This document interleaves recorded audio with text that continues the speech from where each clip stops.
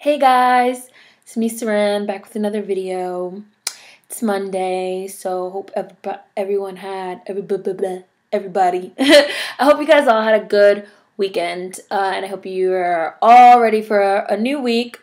It's the last week in January, so my very first Black Friday video will be coming this week. I'm super excited to show you guys that. I've already filmed it, so I'm just waiting to upload it. This video is going to be a fun video based off of a comment that someone left, so I'm calling it a reader request. But before I get started, there's just some things that I want to say. I know this is going to be like preaching to the choir, but if you don't watch my videos and you leave a comment that is asking a question about something that I addressed in the video, I'm just going to block you because that shit is so dumb to me. Like, again, I know I'm preaching to the choir because if you're watching this video right now, you're probably not one of those people. But without fail, I have at least one person that leaves a comment on a video that addresses something that I talked about in the video.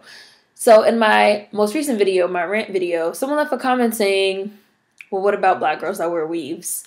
I swear I literally started the video off by saying, this video is for people that want to talk about black girls wearing weaves and how that's the same as like white girls wearing box braids. That's like literally, I put it in the description box. Like, why are you here? Why are you here? Like, why are you here? And I asked the person, I was like, you obviously did not watch the video. You did not read the description box. You don't have an excuse because this isn't even one of the long, like, 20 to 24 minute videos where maybe, like, you get a pass or whatever because you didn't watch the whole thing or something. But this was, like, a little short video, like, where I started off talking about black girls with weaves. It was in the description box. Like, why are you here? Like, why are you here?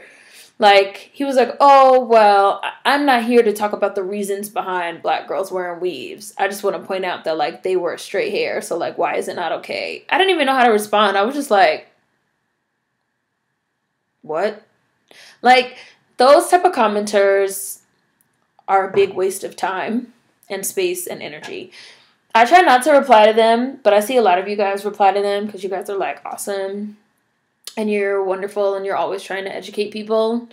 But I'm just gonna stop entertaining that mess and they're just gonna be blocked or banned or deleted or whatever from now on. So if y'all don't watch videos, don't fucking comment. Like, this just is not the channel for you, I guess. And also, with that being said, I've been getting some weird comments about, like somebody might say something, like, dumb. And I'll be like, this was, like, so dumb. And they're like, well, why did you have to call me dumb? And I'm just pointing out and blah, blah, blah. And it's like, listen, this is not the Be Nice channel. This is not the Powerpuff Girls channel, okay? This is so about that, where we talk about real shit and we talk to each other however we fucking feel like talking to each other. I don't have to hold anyone's hand. I don't expect any of my commenters to hold anyone's hand and fucking coddle them and walk them through concepts of fucking critical race theory and race relations, especially not white people that always seem to want to be coddled. Like, if I think you said something dumb, I'm gonna tell you that I think you said something dumb. And I was never one of those people in school or anything that was like, there's no such thing as a dumb question. Like, no, there is such a thing as dumb questions. There's tons of, like, idiotic ass questions. Like, for example, when you ask me a question that I literally just addressed 30 seconds ago in a video. Don't ask me those stupid ass questions. And don't get offended when I call you a dumbass. This is not the Be Nice channel. So, with that out of the way, let's get into this video. So, Kitty Soon 1, I hope that's it. Kitty Soon?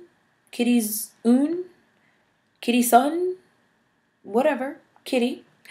Kitty asked me a great question on my Anthony Mackie video. No, my Oscars So White.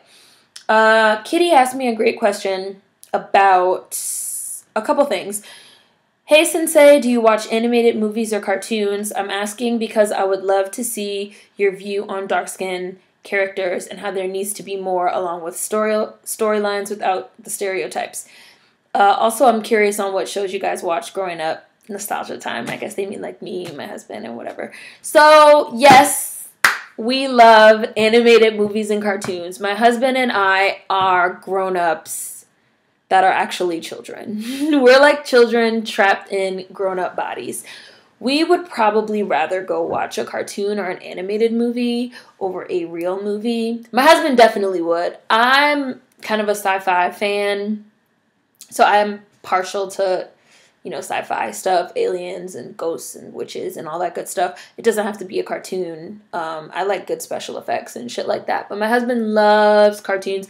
I've told you guys before, he's very into animes and mangas and video games and comics and all that stuff. So we watched tons of animated movies or cartoons. The most recent animated movie we saw was The Book of Life, which we loved. And it was also snubbed at the Oscars, of course. It wasn't nominated for anything because it revolved around Mexicans and Mexican culture, and we can't have that. We can't have any fucking black or brown bodies at the Oscars, you know. And we loved it. I love seeing black and brown bodies in cartoons and in animated features.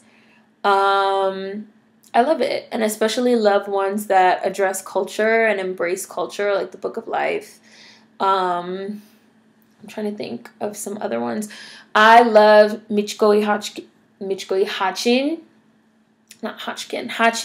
which is an anime that's like Afro-Brazilian. And I'll include some links so you guys can like go check some of this stuff out, of course. And I remember I was on Tumblr and I'm seeing these GIFs floating around of this like, it's clearly an anime. It's, you know, it's clearly an anime. It's anime style drawing. And it's like this brown woman with this like huge afro. And I was like, what anime is this? Like, what anime is this? I always feel like as a black person, as a brown person, whenever I see black or brown bodies in animated movies and cartoons, I just have this like knee-jerk reaction of like, oh, what is that? What is that? And not just animated movies and cartoons either. Like anything kind of alternative, you know, cosplay. I follow tons of like cosplaying while black on Tumblr and stuff like that. I follow something called Superheroes in Color now, which puts comics with, you know, they highlight comics with black, you know, leads and superheroes, not just like your average, you know, Storm, but all different types. And I love that type of stuff. Everyone needs representation. I really feel like everyone needs representation. And it's funny because one time I saw this really interesting graph that said, you know, this is what white people think equal representation is. And it was like, you know, a round circle, like a, well, that's not round, like a pie. And it was like split down the middle and like one half was white and then the other half was like black, Hispanic, Latino, Native American, Asian, you know, this, that. And they were like, actually, equal representation and diversity would be, and they had the circle with like everyone having an equal share. And I feel like that's kind of important because a lot of times when I talk about representation, I have people that come to my comment section and say like, oh, I feel like black people should have everything, or I don't know, just some weird stuff about me wanting black people to just have everything. And it's like, no, I want equal representation for everyone. And then they want to like quote stats and this and that. And it's like, I don't care about stats. I feel like first of all, the dynamics of America are changing. Ever since 2011, we've been on our way to becoming a minority-majority country. In 2011, there were more minority babies born in this country than white babies. So as far as the stats and, you know, the way that this country is headed with the projections, soon there's going to be more of us than white people. So if we're going to go by stats, then, you know, all of the animated and cartoon movies and kids movies should be majority black and Hispanic, especially Hispanics, because their demographic is growing at an extremely rapid rate. I just want diversity for everyone. I want equal representation for everyone. I feel like everyone should be able to see themselves reflected in an animated movie or in a cartoon. You know, everyone should be able to have that feeling that I got when I saw Atsuko Jackson, because that was her name, in, you know, Michiko Hatchin, when I saw a brown-skinned girl with the big-ass afro. Everyone should be able to have that feeling. Everyone should be able to have that feeling. And people that want to argue against that are just, I don't know, gross and disgusting.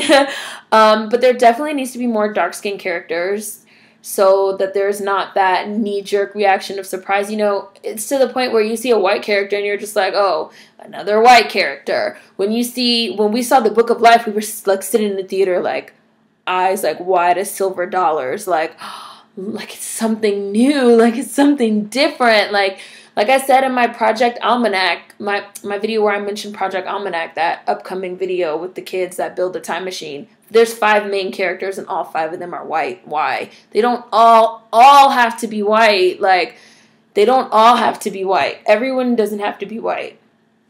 And I definitely think that stereotypes are an issue. When you do, this was also something I liked about Michiko Hatchin, was that the dark-skinned character, Atsuko, was like the cop. Michiko, who was like brown-skinned, she was like the criminal. She was like the crook. We're meant to identify with both of them. Neither one of them are really good or bad.